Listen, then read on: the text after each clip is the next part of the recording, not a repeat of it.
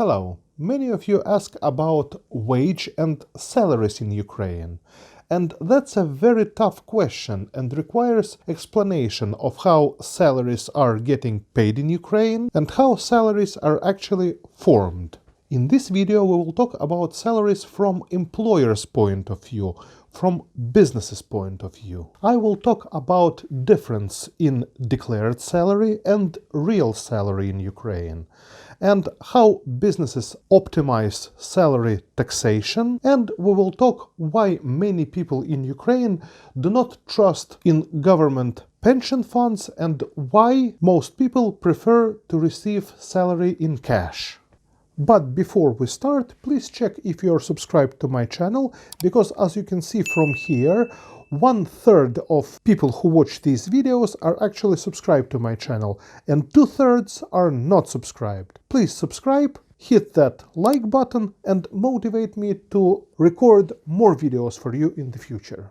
I am recording this video in February 2022, and minimal salary in Ukraine at this moment is 6,500 hryvnias. It has been like that since last year, since 2021, and will be until 1st of October 2022. As of October 2022, minimal salary will be increased and will be 6,700 hryvnias. For your reference, I am putting these numbers in other currencies that would be more familiar to you. This minimal salary is the salary that about 80% of people who work in private companies are getting paid officially. In fact, it is between 6,500 to 7,500, depending on the relationships of the company with their tax office. Some tax officers ask this salary to be 6,800, some ask to be 7,000 hryvnias, some ask to show 7,200, and in Kiev I know that most people get officially 7,500 hryvnias. Boss of the company where up to 10 employees work would pay to himself about 10,000 hryvnias. If company is bigger, let's say up to 20 employees, then salary of boss would be about 15,000 hryvnias, official salary, and so on, depending on how big the company is. If the company is really big, boss of such company may get about maybe 40, maybe 50, maybe 60,000 hryvnias. And for example, branch managers of many banks here in Ukraine get official salary of about 50,000 hryvnias. At this moment, I am talking about official salary that employees get on their bank accounts. From this amount, each employee pays 18% of income tax, 1.5% of war tax, and 22% of social security tax is paid by the company. So let's say that an average salary of an employee is about 7,000 hryvnias. From 7,000 hryvnias we subtract 18% of income tax, then we subtract 1.5% of war tax, and we are left with 5,635 hryvnias that an employee will get into his bank account. 22% of social security tax is paid by the company, which is 1,540 hryvnias. In fact, employer or company pays all these three taxes for each employee, because according to Ukrainian legislation, employer acts as a tax agent for every employee. If it wouldn't be like that, about 80% of people would never pay their income taxes, as well as war tax that has to be paid as of 2014.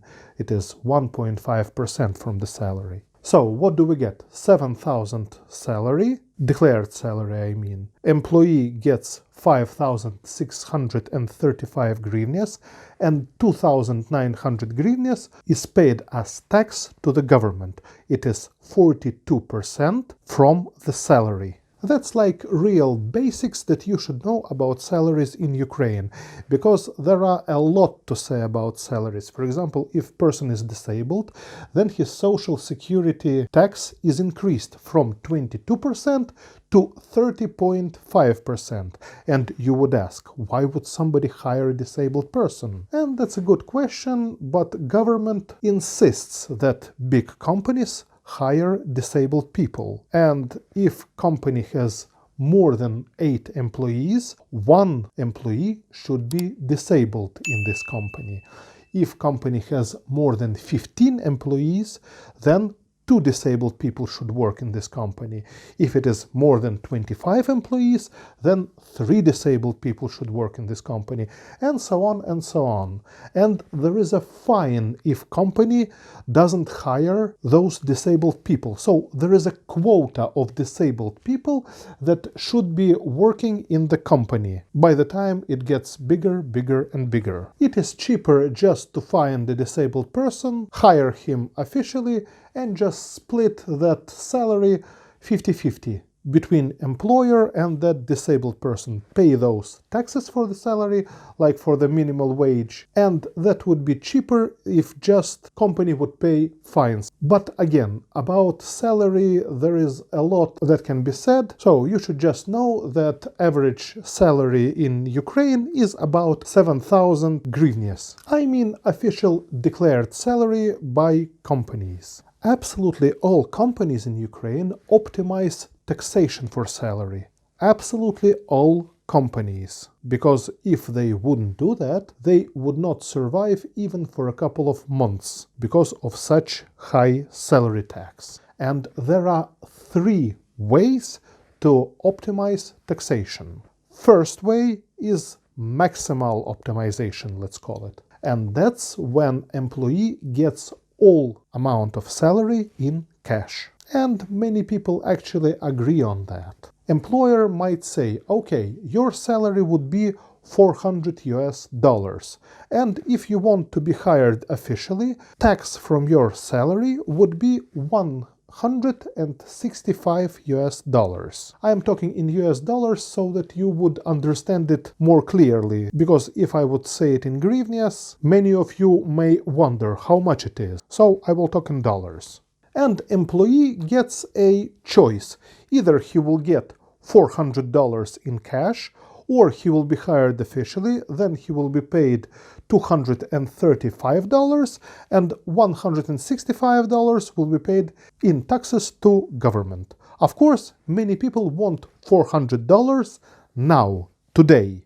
And we will talk about pensions in a couple of minutes. Second way of optimization of salary is minimal salary plus something in cash. As we have talked about official salary a couple of minutes ago, $200 would be received officially into employee's bank account. About $100 or a little bit more than $100 would be paid in tax by company for this employee, and $100 will be paid in cash. And we say in Ukraine, in Russia, in other ex-USSR countries that this addition is paid in an envelope. So $200 would go to employee's bank account, about $100, a little bit more, will go for taxes, and $100 will be paid in cash to this employee. And when I was explaining it to my clients, many asked me something like, what about pensions? Don't people care about their pensions? If they get everything paid in cash, then they will not get any pension. How come? Don't people care? And you would be surprised, but many people indeed don't care. No, they don't care. And that is because historically almost all people in Soviet Union have been scammed by government when Soviet Union collapsed. Many people had savings in their bank accounts, and when Soviet Union collapsed, all those savings just disappeared. You could not buy anything for those savings. Absolutely anything. You could not even buy a TV. Why I mentioned that people could not buy even a TV for their savings? Because in Soviet Union there was a big shortage of everything, of good clothes, of good food, of good shoes. Was extremely difficult to buy electronics such as TV, radio, or even cassette player. It was almost impossible to buy a car even if you had money. I found this old video from 1980s where some Soviet people were interviewed. Have a look. Ну, что-нибудь для детей. Что конкретно? Ну, может быть, игрушку, а может быть, какие-то вещи. Мыло, например, вот что-то по хозяйству надо. По хозяйству. А обувь? Обувь. Для себя? Да. Что, нет, для себя нет. А вы пытались искать обувь? Пытались. Что искали вы? Ну, летнюю обувь. И что? Ну, например, босоножки. Так. А мне нужны осенние туфли. Я, например, не могу купить уже 1,5 года. Безуспешно? Абсолютно. Спасибо. Безнадежно. Спасибо. Куртку хочу купить, коричневую, А вы оболоневую, да. Вы давно ее ищете? Давно. Хотим. Что? Обувь. Какую? Сапоги мужские. А зачем вам мужские сапоги? Мужу, брату. А давно вы ищете их? Давно. Что, нет хороших сапог? Нет, никаких нет. А что вы хотели купить? Плащ. Ну, и как? Ну, размеров нет этих моих. Нет, разве? Очевидно, я нестандартный или нестандартно шьют, не знаю. Давно вы ищете этот плащ? Тоже целый год. Спасибо. Спасибо. Извините. Пожалуйста. Давно ищете. Ну, какой плащ? Недели 3 хорошее платье. И что? Ну и бесполезно. Что? Кроссовки, Какие? Adidas или какие-нибудь там еще. А еще? Ну, Можно именно еще Adidas? Нет, А какие? ну любые, Советские ты бы купил кроссовки? да, Ты видел их когда-нибудь? так иногда. Только не здесь. But especially when Soviet Union collapsed, people who saved money for 10, 20, 30 years and had all those savings in government bank, because of hyperinflation, many people who saved for 20 or 30 years could not even buy a new color TV for all those savings. And that was a real disaster for many Soviet people. I would even say a catastrophe. And that is why many people in Ukraine, in Russia, and in ex-USSR countries just don't trust government. About 80% of pensioners in Ukraine now and in Russia get less than $100 of pension now, taking into account that they worked all their life for 35 or 40 years, their pension now is less than $100. That's ridiculous because to pay for electricity, for all utilities, for house maintenance where they live, and a very high price for natural gas now, many pensioners pay about $70 per month, and they are just left with $30 for food. That's just ridiculous, and many people just don't trust government anymore here. I should also say that pension fund in Ukraine is subsidized from the budget. It's every year, and it's subsidized about 50%, and this percentage grows with each year. So there will be a time, maybe in 5 years, maybe in 10 years, when all this pension system will just collapse. There will be no money to pay to pensioners, and that will be a real disaster. Many young people understand that, and they want to earn as much money as possible now when they are able to work, when they have energy, resources, when their brain works okay, when they can move around fast. They're trying to earn as much money as possible to support themselves when they get old. And they don't trust that government will be supporting them in any way. Many of you know that pension age is increased all over the world in many countries, and it keeps on increasing, and increasing.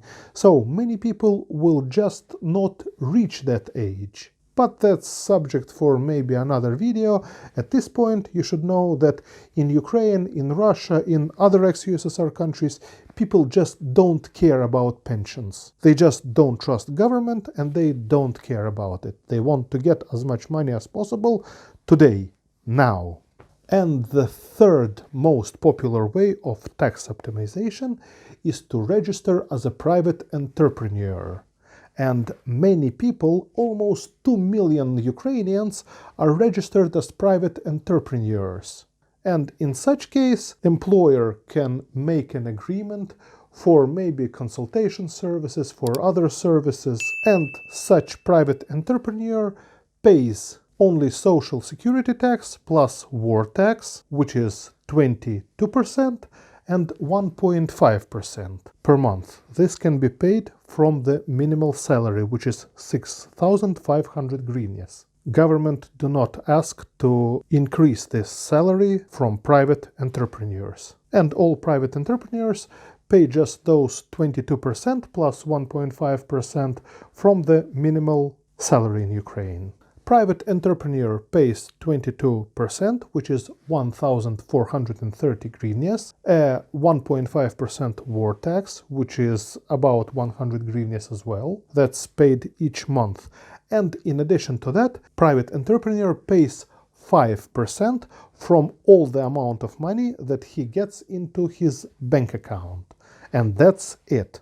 So, as you can see, it is much better than even many offshore countries that offer tax optimization. Much more interesting. Companies make agreements with such private entrepreneurs, and they can pay, for example, more than $1,000, maybe $2,000 to these people. Employee pays only 1,430 hryvnias per month, plus 100 hryvnias of war tax, which is about 50 euros or 60 US dollars, and additional 5% of what he gets into his bank account. So if it is $1,000, he pays $50 of tax. If it is $2,000, it is $100 of tax. And remember, salary is taxed at 42%. So if somebody's salary would be $2,000, tax would be about a little bit more than 800 US dollars. And in such way,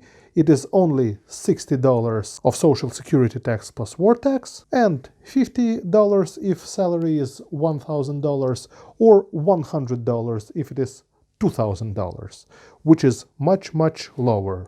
And many companies work in that way. That's an absolutely legal way to pay people, even though government tried to stop this, let's say, tax optimization scheme. But as you can see, 2 million people are registered as private entrepreneurs, and there are about less than maybe 20 million people who are actually working in Ukraine, maybe 18 million people. So it's really a lot, and I don't think they will do something in the nearest future to stop it. But of course, something will be done in the long run. About 50 or 60% of men and women who work for private companies choose to get all cash for their salary. Those people who work in, let's say, open offices where anyone can come anytime, of course, choose third or second option, because anytime Labor Department can come, and fines if they find somebody unregistered are pretty high. So, for example, in banks, all these operators, all these clerks work officially,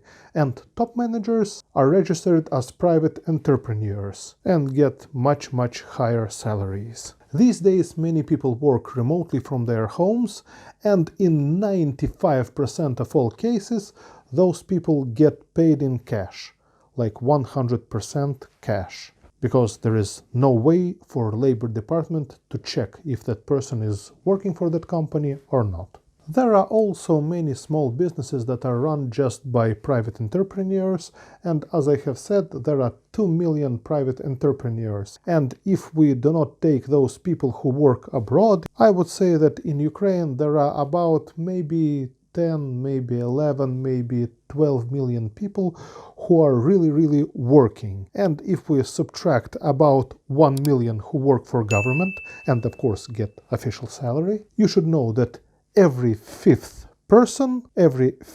working person in Ukraine is registered as private entrepreneur.